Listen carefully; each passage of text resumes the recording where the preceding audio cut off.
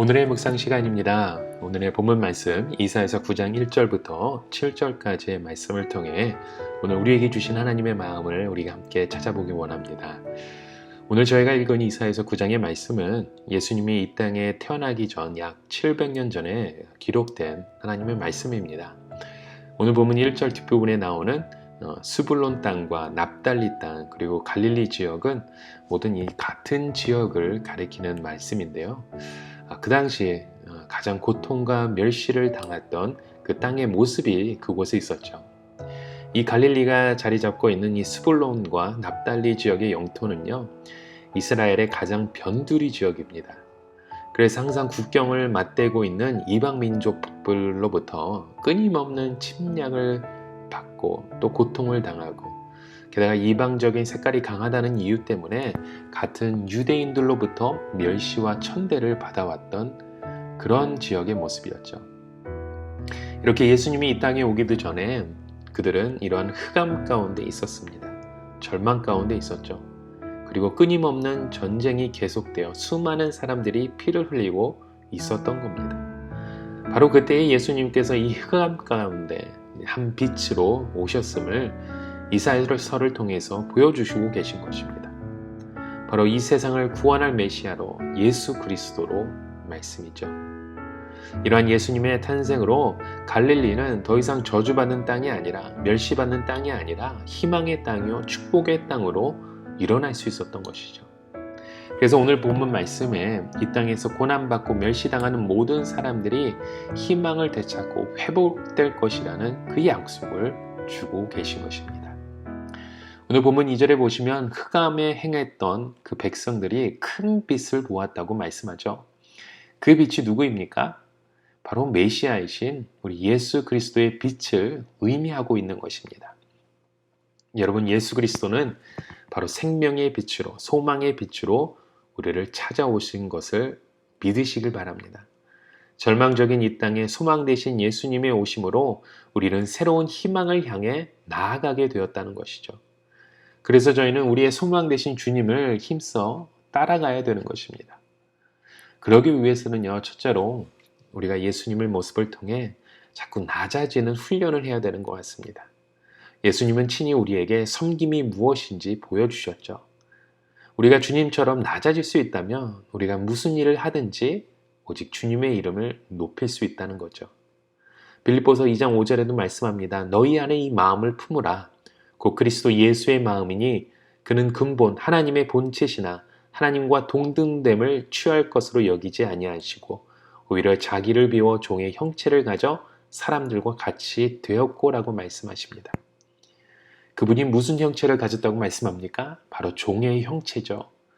그분은 하나님의 영광된 형체를 버리시고 종의 모습으로 우리를 찾아오셨습니다. 그분이 이렇게 낮아지셨다면 우리의 삶도 주님을 따라가야 되겠죠. 여러분, 예수님이 낮아지신 것처럼 우리가 낮아질 때 우리의 삶의 변화가 시작될 것입니다. 하나님은 교만한 자를 배척하시고 겸손한 자를 사랑하신다고 말씀하시잖아요. 그래서 예수님을 따라가는 그 삶 안에는 겸손이 함께 해야 되는 것입니다. 예수님이 낮아지셔서 소외되고 절망에 빠진 영혼들을 위해 구원하시기 위해 이 땅에 오신 것처럼 우리는 우리의 자리에서 주님의 마음을 품고 낮아지는 그런 우리의 모습이 있어야 된다는 겁니다. 이렇게 우리의 모든 그리스도인들이 겸손을 배울 때, 우리가 낮아질 때 우리는 주님의 제자로서 주님의 귀한 그 뜻을 이루어가게 될 줄 믿습니다. 여러분, 오늘 하루도 이러한 우리의 삶 가운데 주님의 마음을 품고 우리가 좀 더 낮아지고 겸손해지는 우리의 모습이 되길 주님의 이름으로 축원합니다. 자, 또 두 번째로 우리가 우리의 소망 되신 주님을 따라가기 위해서 평화의 사람이 되어야 함을 우리가 보게 되죠. 오늘 본문 4절부터 5절 말씀해 보십시오.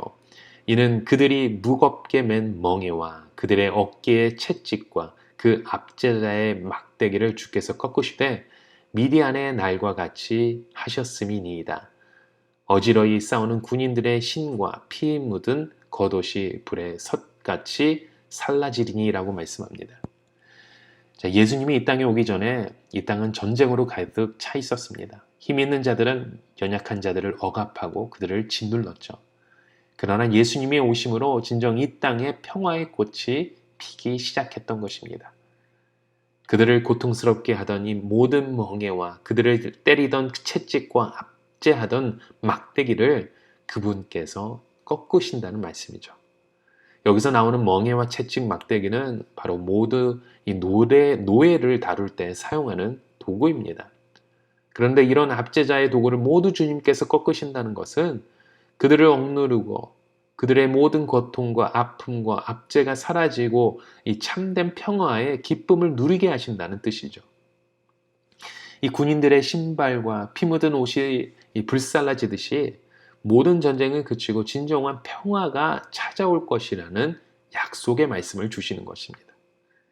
그것이 바로 오늘 본문 6절의 말씀이죠. 이는 한 아기가 우리에게 낳고 한 아들을 우리에게 주신 바 되었는데 그의 어깨에는 정사를 메었고 그의 이름은 기묘자라 모사라 전능하신 하나님이라 영존하시는 아버지라 평강의 왕이라 할 것임이라 말씀합니다. 또 에베소서 2장 14절에 보면 그는 우리의 화평하신 자라 둘로 하나를 만드사 원수된 것 곧 중간에 막힌 남을 자기 육체로 하시라고 말씀하죠. 16절에 또 십자가로 이 둘을 한 몸으로 하나님과 화목하게 하려 하심이라 라고 말씀합니다. 이처럼 우리 예수님은요 평강의 왕으로 오신 것입니다. 그래서 하나님과 인간의 사이에 그 죄로 막힌 담을 예수님이 스스로 제물이 되심으로 깨뜨리신 것입니다. 그리고 이방인과 유대인의 막힌 담을 허물어 버리듯이 바로 그분은 십자가의 제물이 되심으로 오늘 우리에게도 진정한 평화를 선물해 주셨던 것입니다.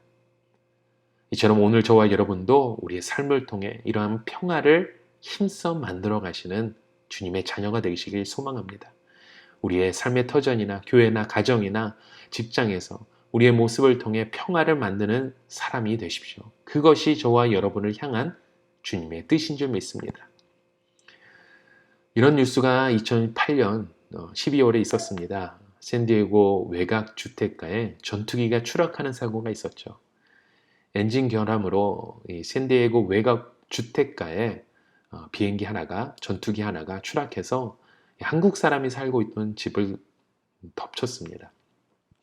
이 사고로 그곳에 살고 있었던 그 윤동윤 씨라는 그 사람의 아내 그리고 생후 15개월과 2개월 된 그 두 딸 하은이와 하영 하나님의 은혜와 하나님의 영광인 것 같아요. 그리고 산후조리를 위해 그 딸의 집에 와 있던 장모 김숙인이라는 여사분께서 모든 가족들이 남편만 빼놓고 생명을 잃는 사고가 있었습니다. 여러분 하루아침에 온 가족을 잃어버렸다는 것이 얼마나 참담합니까? 너무나도 슬프고 고통스럽겠죠.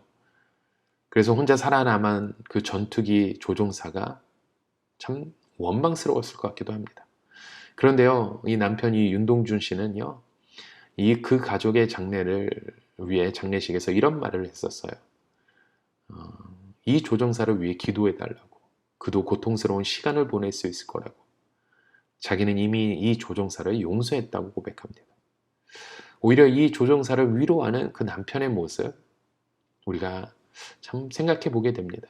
여러분, 우리가 진정한 사랑은 용서와 사랑이 함께하지 않는 한 우리 가운데 평화가 있을 수 없다는 거예요. 우리 안에 응어려진 그 원망이 남아있다면 이것은 우리에게 고통된 그런 시간을 갖게 한다는 거죠. 여러분 혹시 우리 마음에 걸리는 것은 없으십니까? 아직도 용서하지 못하는 우리의 마음은 없나요? 지금 이 시간 우리의 마음 가운데 예수 그리스도의 마음을 가지시길 바랍니다. 그리고 이곳에서 선포하시길 바랍니다. 주님의 이름으로 용서하십시오. 때로는 너무나도 억울하고 또 어려운 일이겠지만 이곳에서 주님의 마음을 본받아 우리가 먼저 평화의 사람이 되시길 바랍니다. 이렇게 우리가 힘써 평화를 만들어갈 때 진정 예수 그리스도가 우리의 마음 가운데 임할 수 있다는 것이죠. 이렇게 주님 안에 평화를 만들어 가실 때 하나님의 자녀의 모습으로 나아갈 수 있다는 겁니다. 그래서 오늘 본문 마지막 절 17절의 말씀에 이렇게 기록하죠. 그 정서와 평강의 더함이 무궁하며 또 다윗의 왕자와 그의 나라에 군림하며 그 나라를 굳게 세우고 지금 이후로 영원히 정의와 공의로 그것을 보존하실 것이라 만군의 여호와의 열심히 이를 이루시리라 말씀합니다. 참 여기서 인상적인 표현이 나옵니다. 바로 여호와의 열심이라는 단어예요. 여호와의 열심이 무슨 말을 뜻합니까? 이 열심이라고 번역된 이 히브리어 말, 이 키나는요, 이 열심, 열정, 이 질투라는 뜻을 가지고 있습니다. 누구를 아주 뜨겁게 사랑하지 않고는 우리가 질투할 수 없잖아요. 질투한다는 것은 그 사람을 정말 사랑한다는 증거입니다. 이렇게 우리 하나님은요, 우리에 대해 이러한 열정과 질투를 품고 계신다는 거예요. 오늘 저와 여러분을 향한 바로 이러한 하나님의 그 열심이, 우리 하나님의 그 열심 때문에 하나님은 우리를 가운데 예수 그리스도를 이 땅에 보내주시고 스스로 낮아지게 하시고 십자가에 죽게 하셔서 우리에게 참된 평강을 누리게 하셨다는 겁니다. 이것이 얼마나 놀라운 하나님의 은혜입니까? 여러분, 오늘 저희도 우리의 이렇게 소망 되신 그 주님을 바라보며 주님이 원하시는 그 삶의 모습으로 우리의 삶 가운데 낮아져 평화를 만들어가는 사람, 또 사랑을 실천하는 사람, 우리의 막혔던 담을 열어가시는 주님의 참된 자녀가 되시길 주님의 이름으로 축원합니다.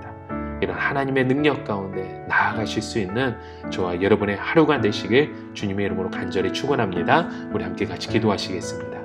하나님 아버지, 오늘도 우리의 삶 가운데 인도하신 주님의 손길을 바라봅니다. 하나님, 우리를 통해 주님의 평강의 자리, 하나님의 낮아짐의 자리를 함께 누리며 찾아갈 수 있는 귀한 축복의 통로로 저희를 사용하여 주시옵시고, 오늘도 우리의 마음 가운데 무엇보다도 하나님의 그 놀라운 사랑으로 저를 인도하여 주셔서 우리 가운데 억눌려 있던 우리의 마음들이 있다면 풀어지는 역사가 일어나게 하여 주시옵소서. 주님의 그 열심이 오늘 우리에게도 임하여서 하나님의 마음을 품고 하나님의 뜻을 이루어갈 수 있는 귀한 하나님의 백성으로 삼아 주시옵소서. 예수 그리스도의 이름으로 간절히 기도드립니다. 아멘.